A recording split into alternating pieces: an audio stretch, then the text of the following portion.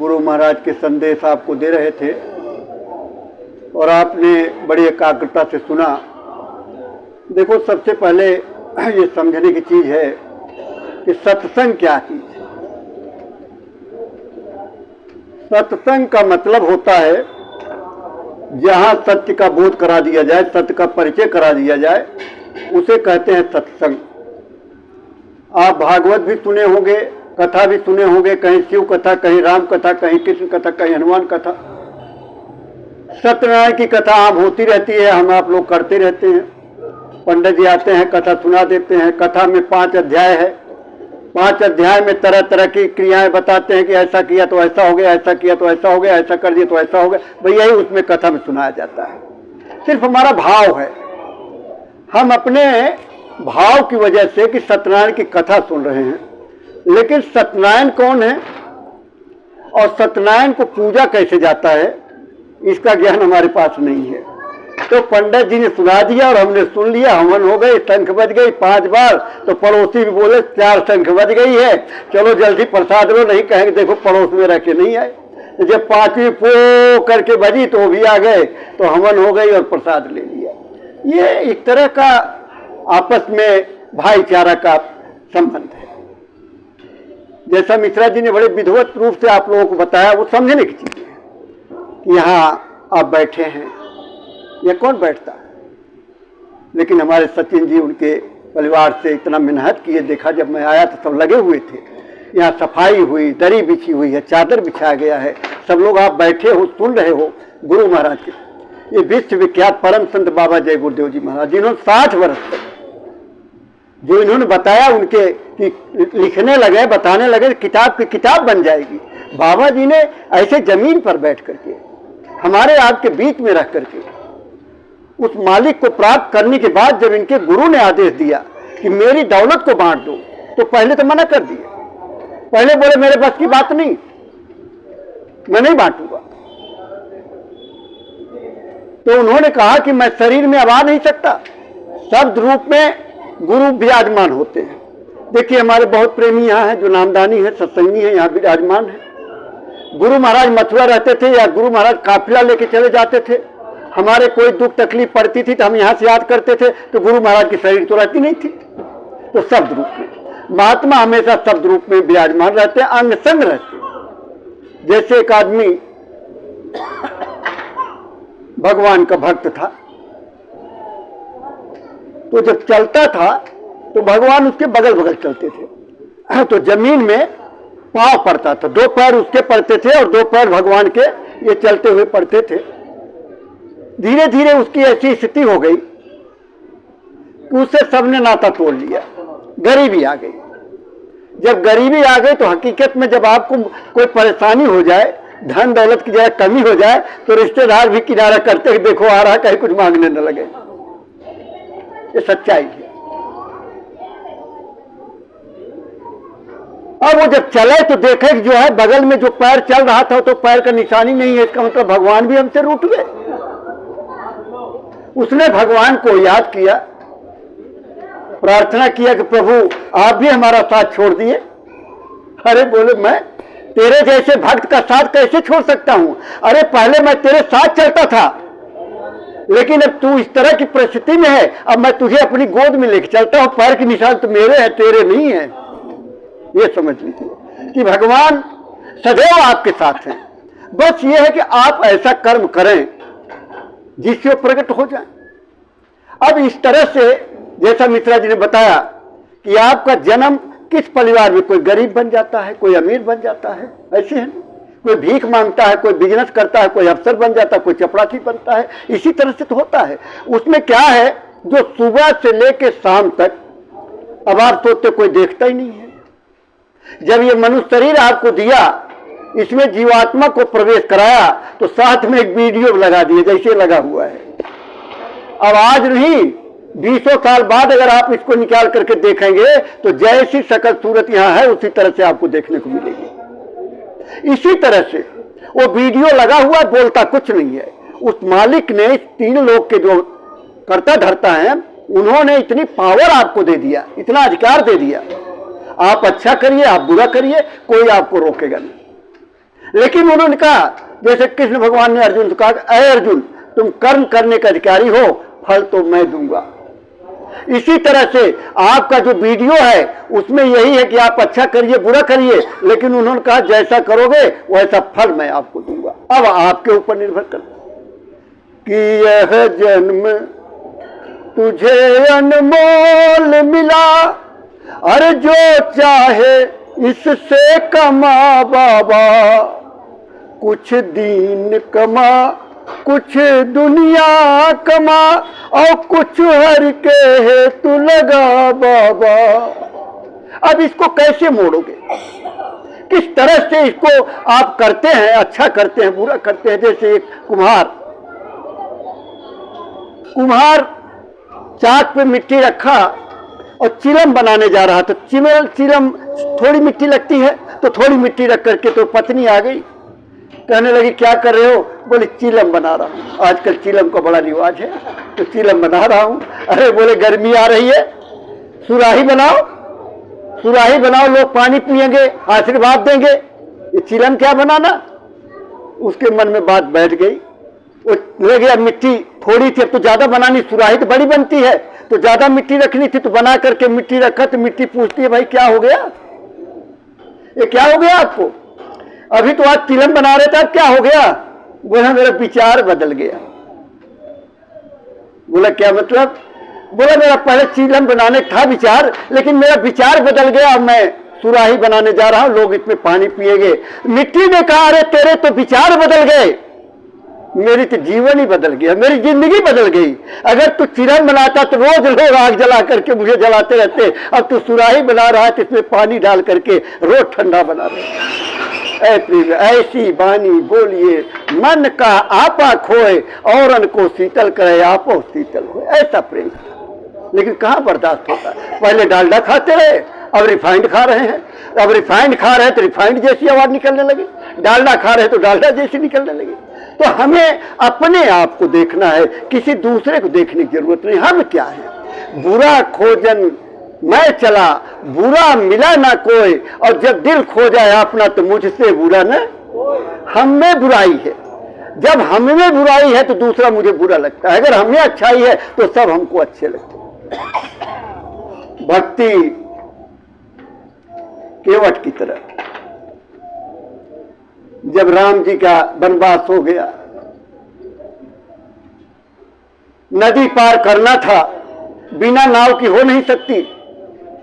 उधर राम जी को विश्वामित्र जी ले जा रहे थे, एक शिला पे बोले यहाँ पैर लगा दो, तो पैर लगा लिया। अहिल्या का शिला था श्रापबद्ध, तो अहिल्या स्त्री के रूप में आ गई, उसके पति ने श्राप दिया हुआ था।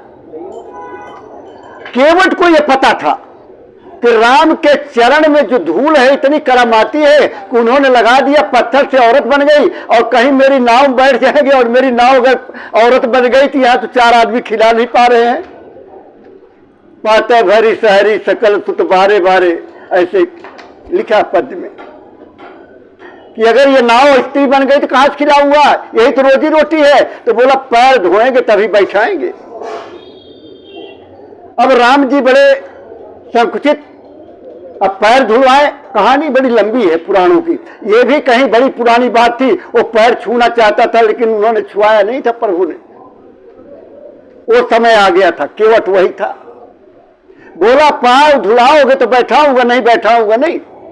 अब मजबूरी आ गई, पार तो जाना है। सीता जी साथ थी, लक्ष्मण जी थे, और राम ने कहा चल भैया ठीक है धो ले। अब उसने धो लिया, पैर धो धा करके भगवान को अपनी नाव में बैठा लिया, और बैठा करके जब चला तो गाना गा रहा है कि मेरी नैया में लक्ष्मण राम, अरे गंगा मैया धीरे बहो, मेरी नैया में लक्ष्मण राम, गंगा मैया बड़ा मगन। लेकिन जैसे किनारा आना हो फिर घुमा दे नाव को घुमा करके दूसरी तरफ चल दे।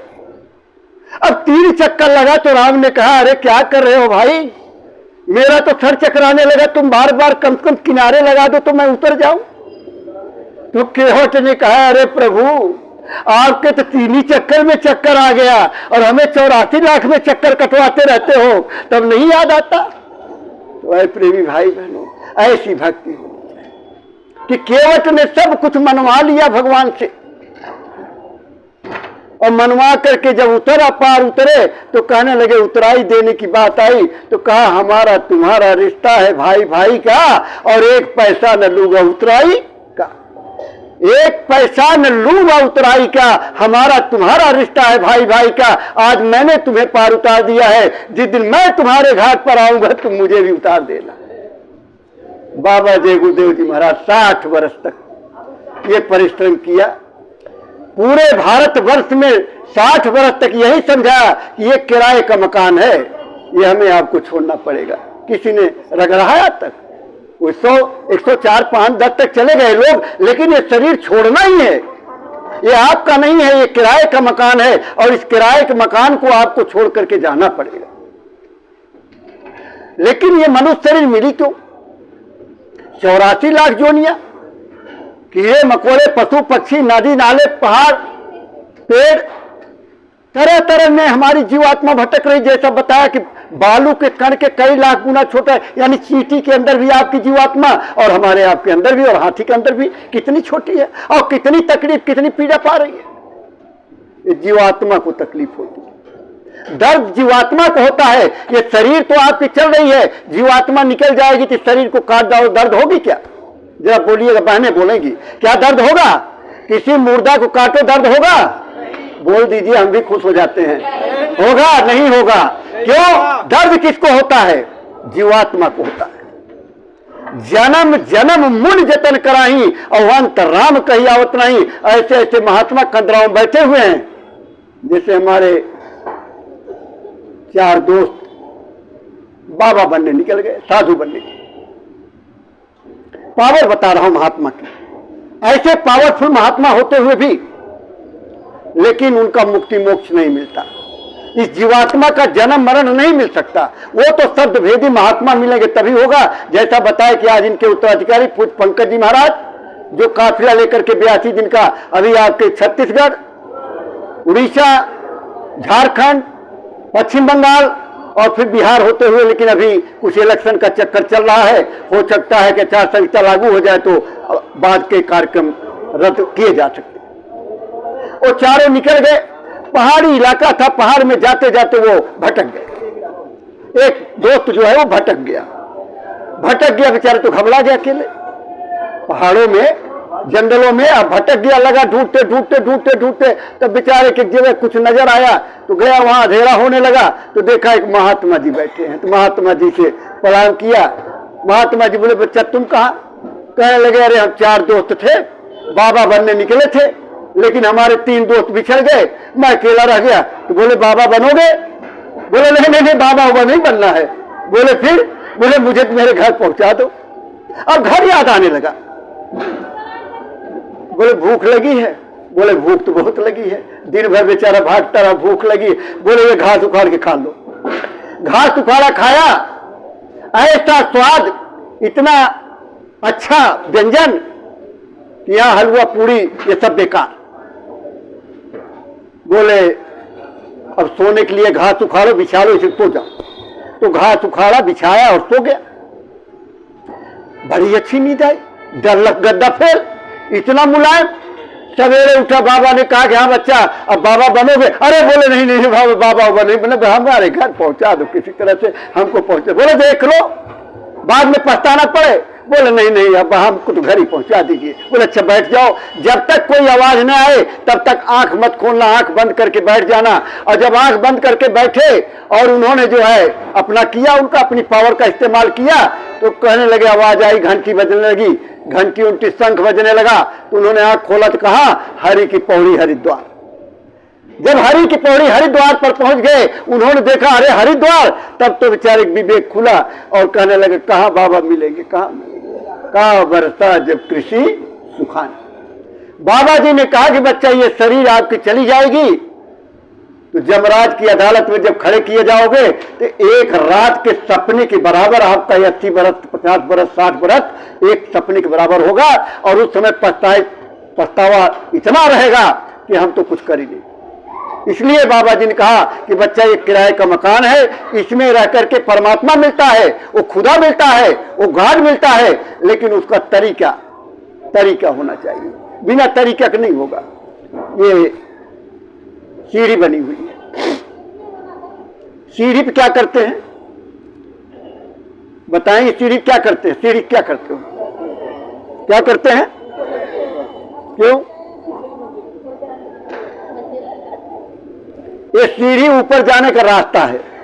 अगर आपको ऊपर जाना है, ऊपर की मंजिलों पर जाना है, छत पे जाना है, मैं भी अभी चढ़ के आया हूं, अरे बड़ा ऊंचा ऊंचा है, दोबारा मन नहीं कर रहा जाने का, लेकिन जिनका आना जाना लगा है उनकी आदत पड़ी।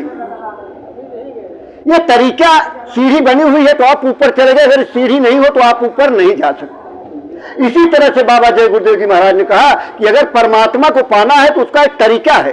तरीका क्या है? ये दोनों आंखों के मध्य में जैसा बताया जीवात्मा बैठी हुई है, यही चंदन लगाते हैं, बिंदी लगाती है, बहुत महत्वपूर्ण जगह है जहां आपकी जीवात्मा बैठी हुई है, और यहीं से पर्दा जो है पड़ गया, काला दिखाई नहीं देता, सुनाई नहीं देता। बाबा जी ने कहा बेटा युक्ति मैं बता रहा हूं, सुबह शाम में नहताब कर लो और आप कर लो, जैसे ये साफ होगा। अभी मोतियाबिंद हो जाता है, आजकल हो ही जाता है, आम जो है 40 साल 50 साल में मोतियाबिंद हो जाता है, मेरे भी हो गया, आंख का ऑपरेशन करवा लिया, एक दिखता है खूब। तो किससे कराए? यहाँ श्रीनगर वाले डॉक्टर साहब जो वो लाल पीली गोली पकड़ाते हैं उनसे करवा लिए?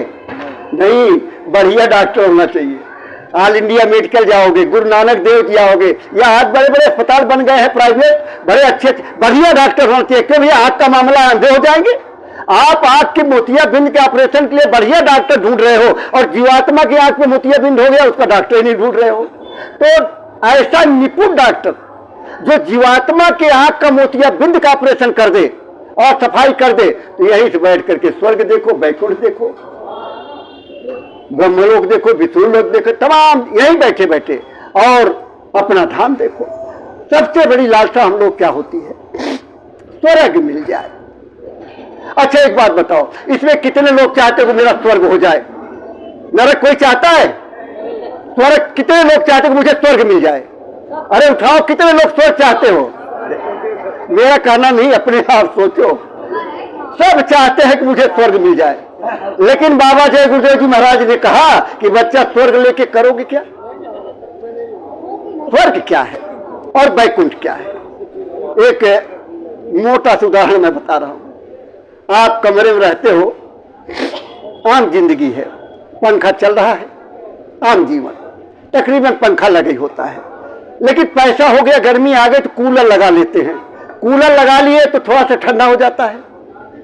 आप स्वर्ग में पहुंच गए, एक अनुभव कीजिए, स्वर्ग में पहुंच गए। अब पैसा और बढ़ गया तो एयर कंडीशन लगा लिए, एयर कंडीशन लगा लिए तो क्या करना, फिर तो और ही बढ़िया और अच्छा। कई बार लोग एसी चला लेते हैं, ऊपर से कंबल भी ओढ़ लेते हैं, आदत है, बढ़िया लगता है। वो है बैकुंठ, इतने है। लेकिन वहां से फिर आपको वापिस आना पड़ता है, जैसे रात या दिन। तो क्या दिन रात चलते रहता है? नहीं चलता, लोग बंद कर देते हैं। यही बाबा जय गुरुदेव जी महाराज ने कहा कि स्वर्ग चले गए, बैकुंठ चले गए, वो कितने दिन के लिए? जब अच्छे कर्म आपने किया, अच्छे पुण्य का काम किया, तभी तो स्वर्ग जाओगे, या तभी देवता बनोगे। देवता बनोगे, ऐसा नहीं है देवता कोई परमानेंट है, वो भी बनेंगे, आप भी बन जाओगे। तो बाबा जी ने बताया कि स्वर्ग अंत काल दुखदाई। अब क्यों दुखदाई है? क्यों दुखदाई? स्वर्ग अंत काल दुखदाई इसलिए है कि जो आपने पुण्य किया और पुण्य से आपको स्वर्ग मिला, और स्वर्ग में पुण्य इकट्ठा नहीं होता, पुण्य खर्च होता है। वो धीरे धीरे खर्च होगा, तो बोले पुण्य छीड़े मृत्यु लोक, पुण्य खत्म हो जाएगी, दोबारा फिर इसी मृत्यु लोक में आओगे। इसलिए बाबा जय गुरुदेव जी महाराज ने कहा कि बच्चा स्वर्ग लेके क्या करोगे? अरे उस काम को करो जहां काल न जाए, जहां काल जाता ही नहीं है और देखा ही नहीं है, उस जगह जाओ जहां के आप रहने वाले हो। बाबा जी ने कहा हम आए वहीं देश से, अरे जहां तुम्हारो धाम और तुमको घर पहुंचाना एक हमारो काम। ये काम किया, ये मेहनत किया कि अपनी माँ के आदेश का पालन। जैसा मिश्रा जी ने बताया कि 4 साल के अवस्था में माँ ने कहा कि शादी मत करना और भगवान की खोज करना, तो भगवान की खोज में जवानी खत्म कर दिया था। और हम कहा कि जैसे हमारे गुरु ने हमको रास्ता दिया, मैंने अपने जीवात्मा को अपने परमात्मा तक मिला दिया, उसी तरह मैंने आपको ये रास्ता दे रहा हूं, आप भी गुरु बनाओ आप समान। बाबा जी ने तो कहा कि मैं गुरु नहीं हूं, मैं तो आपका सेवक हूं, सेवक। मैं जिसको नाम दान देता हूं उसको हमेशा याद करता रहता। आपको भी याद करना चाहिए, प्रेम करना चाहिए, गुरु से प्रेम करो, परिवार से कितना प्रेम करते हो, समाज से कितना प्रेम करते हो। घर में कोई 100 पीस हो और टूट जाए तो कितनी तकलीफ होती है। इसके लिए जो भौतिक चीजें दिन रात उससे प्यार करते हो, है पति है, पत्नी है, बेटा है, माँ है, बाप है, बड़ा प्यार करते हैं, लेकिन उनसे प्यार नहीं करते हो। वो मालिक के लिए 2 आंसू नहीं गिरता हमारा आपका। बाबा जय गुरुदेव जी महाराज ने कहा उस मालिक के लिए 2 आंसू गिराइए। नहीं, ये जीवन धीरे धीरे चला जा रहा है, ये जीवन खिसक रहा है। बोले 1 साल 2 साल 10 साल 20 साल 50 साल जन्मदिन मनाते हो, कितने साल कि 10 साल का जन्मदिन बेटा 10 साल का हो गया। क्या किसी माँ बाप ने कहा कि तेरी 10 साल उम्र कम हो गई? आपके केशवपुरम में, केशवपुरम की तरफ उधर रेलवे लाइन है शायद, बड़ी पुरानी बात है। रेलवे लाइन और केशवपुरम के वहां रोड है, वहां मैं बैठा था, गाड़ी में बैठा था। आगे कोई बंदा था, एक आदमी आया, उसको समझा रहा था, बात बात में कहता है मेरी उम्र 8 बरस हो गई। रहा होगा 50 साल का, मेरी उम्र 50 साल की नहीं थी उस समय। वहां से बात करके निकला वो आदमी मेरे पास आया और मुझसे बात करने लगा, बोला मेरी 8 साल की उम्र हो गई। मैंने कहा बड़ी अच्छी बात है, कम से कम आपको याद तो आया कि आपकी उम्र 8 साल हो गई। बोले आप कैसे कह रहे हो ये बात? मैंने कहा तुम्हें गुरु मिल गए होंगे लग रहा है। बड़ा खुश हुआ, बोला बिल्कुल 8 साल हो गया मुझे गुरु मिल गए, उन्होंने नामदान दे दिया, वो दौलत दे दिया और रास्ता दे दिया उस मालिक का मिलने का। इसका मतलब है पीछे सारी उम्र आपकी बेकार चली गई। जब आपको गुरु मंत्र वो नहीं कान फूकने वाला, कान फूकवा गुरु और हैं, अनहद के गुरु और जब मिले अनहद के गुरु तब लगे ठिकाना ठहर। जब अनहद के गुरु मिल जाए और अनहद की बात बता दे तब आपकी उम्र शुरू हुई। अब आप कहते हैं कि 10 साल का बच्चा हो गया, किसी माँ बाप ने मैंने कहा कि नहीं बताया कि तेरी उम्र इतनी कम हो गई। अरे मेरे प्रेमी भाई बहनों, हमारी आपकी रोज रोज उम्र कम होती जा रही है। कब करोगे मालिक की याद, कब करोगे भजन, कब गुरु करोगे? बोले अरे जब बच्चों की शादी ब्याह हो जाएगी, नाती पोते हो जाएंगे, खूब नाच वोच लेंगे खूब, इसके बाद तब करेंगे। अरे तब करोगे क्या? तब तक तो मर जाओगे, है? अरे जिंदा रहोगे तब करोगे ना। इसलिए काल करे तो आज कर और आज करे तो अब पल में पड़े होएगी बहुत। करोगे कब? आज से करना शुरू कर दो, कल की मत सोचो, क्योंकि कल का पता ही नहीं। तो आपकी जो उम्र है वो धीरे धीरे चली जा रही है। तो एक आप लोग जरा दोहराइएगा।